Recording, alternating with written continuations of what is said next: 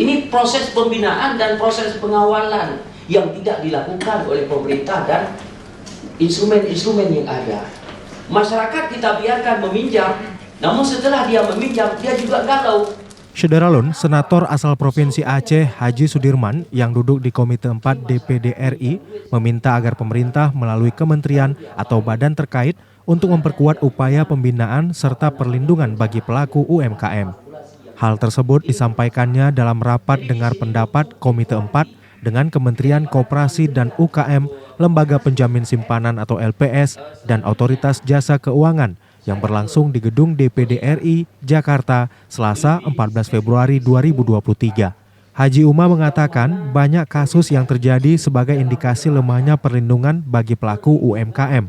Menurutnya, perlindungan bagi nasabah dan pelaku UMKM perlu untuk dioptimalkan agar presiden tak diinginkan tidak berulang dan merugikan para nasabah perbankan ke depannya. Warahmatullahi wabarakatuh. Selamat siang, salam sejahtera untuk kita semua yang saya hormati Ketua dan Wakil Ketua Komite 4 DPD RI, yang saya hormati seluruh anggota Komite 4 DPD RI, yang saya hormati Bapak-bapak dari Kementerian Koperasi UMKM, Bapak-bapak daripada LPS, Bapak-bapak dari OJK, dan seluruh staf ahli yang hadir. Saya Sudirman dari Aceh. Begini, Aceh sekarang sudah memiliki perbankan syariah. Ya.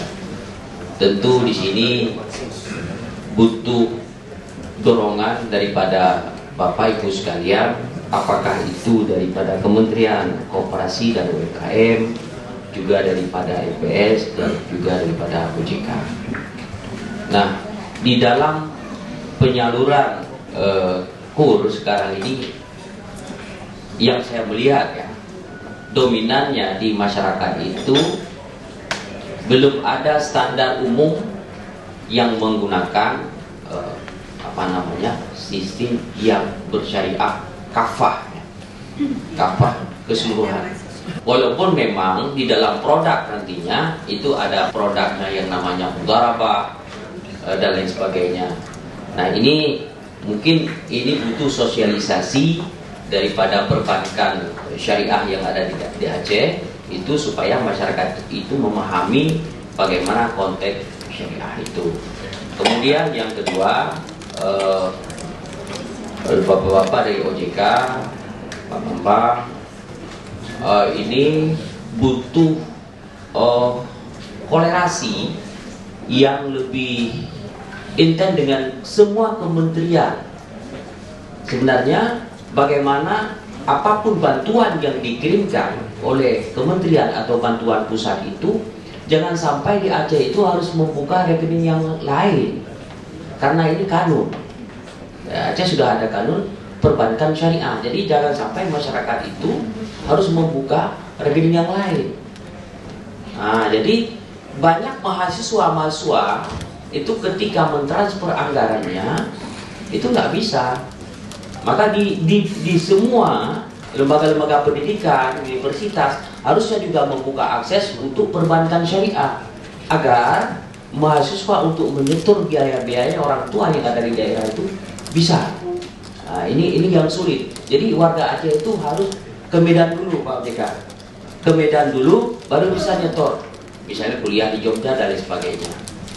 Kemudian yang ketiga, saya sepakat masalah UMKM ini, Pak dari Kementerian Pak Ruli, bagaimana pola UMKM ini bisa tumbuh. Sebenarnya masyarakat itu mau meminjam untuk apa? Untuk usaha. Tapi kalau usahanya itu tidak dibina dan tidak dilakukan kontrol, bukan nggak mau bayar tapi rugi. Ini proses pembinaan dan proses pengawalan yang tidak dilakukan oleh pemerintah dan instrumen-instrumen yang ada. Masyarakat kita biarkan meminjam, namun setelah dia meminjam, dia juga galau. Karena apa? Survei dan kajian tidak dilakukan. Ini masyarakat minjam duit 1 juta, anggaran 1 juta, lalu diapain? Sebenarnya tidak punya perencanaan yang jelas, kalkulasi yang jelas. Ini permasalahannya. Jadi di sini butuh equality daripada Kementerian Koperasi UMKM, LPS, penjaminan, dan juga daripada OJK itu sendiri.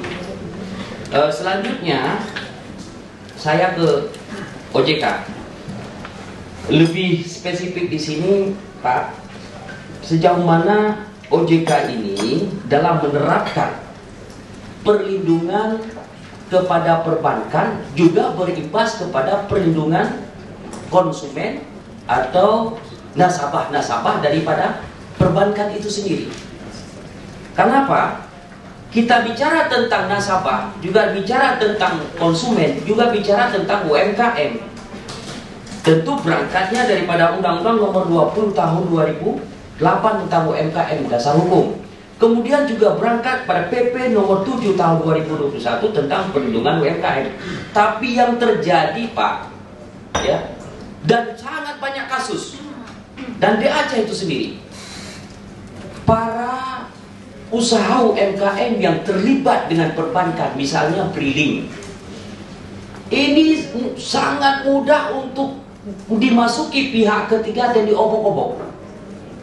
Contoh,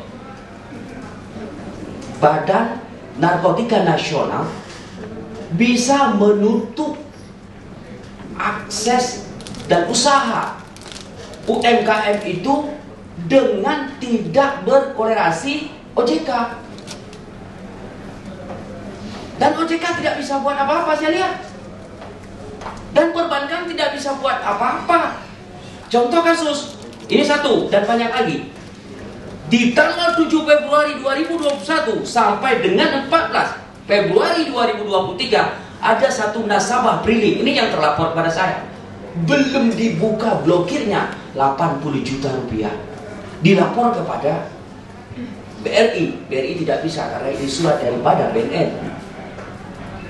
BNN diminta klarifikasi, sudah 3 penyidik ganti tapi tidak ditemukan kesalahan hukum pencucian uang. Dituduh pencucian uang. Akses Briling ini kan akses perbankan. Kok bisa notabene dikatakan ini pencucian uang? Maka di sini harus ada satu sandingan, harus ada satu perlindungan dari Kementerian UMKM, dari perlindungan penjaminan, kemudian dari OJK. Ini panggil. Ini ada indikasi merugikan negara. Sudah 2 tahun tidak ada ketetapan hukum. Apa yang dilakukan oleh BNN? Bukankah ini kerugian negara? Karena ini perbankan BUMN. Dia mendapatkan keuntungan, Pak, sampai 15 juta sampai 20 juta per bulan. Dan di sana ada 6 sampai 7 karyawan. Dan tentunya Bapak bisa nilai sendiri berapa hasil yang dikembalikan juga untuk perbankan. Karena kan seri. Ini agen Briling, agen daripada perbankan. Dulu ada BRI, sekarang sudah BSI. Nah, ini di mana kedudukan OJK sendiri untuk mengawal hal ini? Di mana kedudukan BPS dalam hal ini untuk mengawal dan memberikan penjaminan kepada masyarakat sesuai dengan PP Nomor 7 Tahun 2021? Juga termasuk dari Kementerian Koperasi dan UMKM. Ini membunuh yang katanya tadi adalah 60% pendapatan ekonomi Indonesia itu dari UMKM. Tapi ini pembunuhan. 2 tahun tidak bisa bergerak, kolab, mati masyarakat kalau begini. Kepada siapa dia mengadu? Ini banyak terjadi di daerah. Ini contoh kasus yang sudah dikirimkan ke saya, dan saya sudah tembuskan kepada OJK, dan saya sudah kirimkan surat langsung ke BNN Pusat. 2 tahun tidak bisa.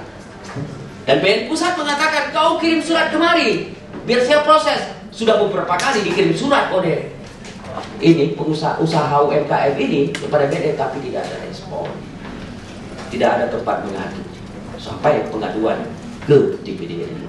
Sekian, terima kasih Pak. Saya rasa ini adalah contoh-contoh begini kita harus masuk, dan di mana posisi kita supaya lebih memantapkan posisi kita, supaya kontribusi kita dirasakan oleh masyarakat. Makasih pimpinan. Assalamualaikum warahmatullahi wabarakatuh.